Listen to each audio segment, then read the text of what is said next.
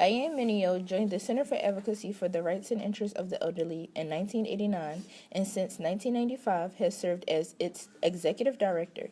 CARIE is a multi-service advocacy organization founded in 1977, assisting frail older adults and their caregivers, advocating for policy changes and providing training and education to improve their quality of life. We call ourselves CARIE, C-A-R-I-E, because it's a lot easier for people. But it's of course important to understand what our name is because it helps you know what we do. And so my position here as executive director, I've been here for almost 28 years now. Let me just tell you, first of all, I think it's important to understand what our model is. We're an advocacy organization, and so we're solely focused on advocacy. What we like to describe ourselves as a circle of advocacy. And so when you advocate, you can advocate for individuals, you can advocate on a larger level. I also had a grandmother who was probably the person that I cared about the most growing up. And she had polio as a young child, and so was always frail, as long as for all the years I knew her. And so, so she was somebody also who made me want to work more with older people. People who call us, the people who contact us with problems are the ones who really let us know what the issues are. And so after we know the issues, we can take that to policymakers to have a much greater impact. So it's very difficult, you know, we could not, first of all, we couldn't answer, if everyone knew about us and called us about their problem, we couldn't answer all those questions because we have a, you know, limited capacity. We don't turn anyone away, but nevertheless, we do learn, you know, as I said, we learn from that person. They wanted to know our federal employee ID number. Do you have it? Yeah, I just got it. Yes, I just got that. Okay. So yeah, so I got that. So then, and then Ariel had to ask me questions. Oh, but right now, the CARIE line office is empty. There's a couple people in it's training empty. in Karen's. I think need to make sure that we're part of the solution and not part of the problem. I said if I ever came to any money, I was going to contribute some of it to the organization because they're wonderful. And it's a lot of senior citizens. The baby boomers getting old. So it's a lot of people that, and CARIE can't do it all because they're limited. You know what I mean? They can't do it all. And if it was other people that could step in and help CARIE, it'll be a wonderful thing. CARIE was a big help. And anybody my age that gets stuck in a situation like this should use them. Had I known about them when I was actually in jail, I would have called right away.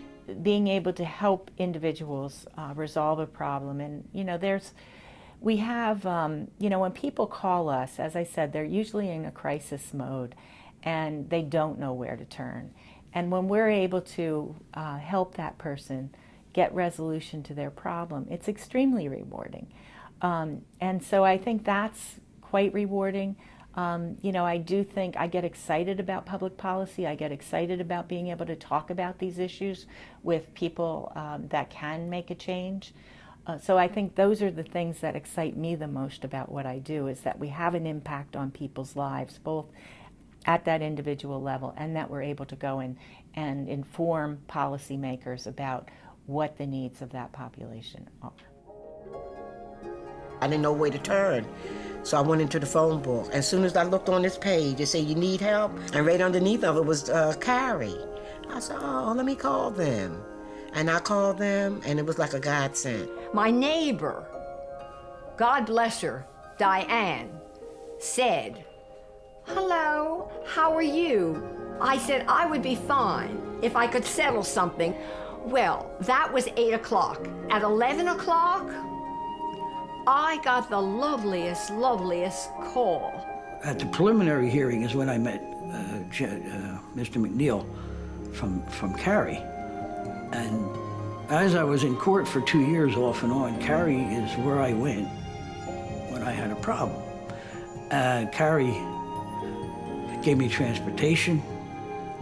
They have an office down in the Criminal Justice Center. And so for the whole 2 years, every time I was in court, Mr. McNeil was with me, or I was in the office. But anyway, I felt safe.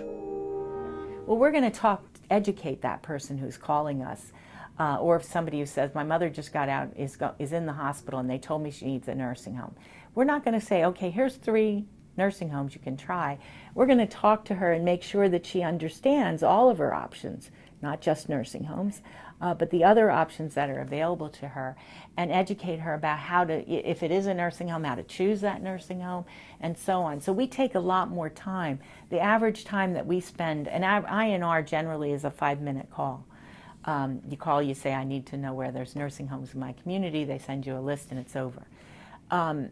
Our calls are like an average of 50 minutes. So we could be taking some, we could have some of those shorter calls, but we might have calls that last hours and hours and hours because we're following through.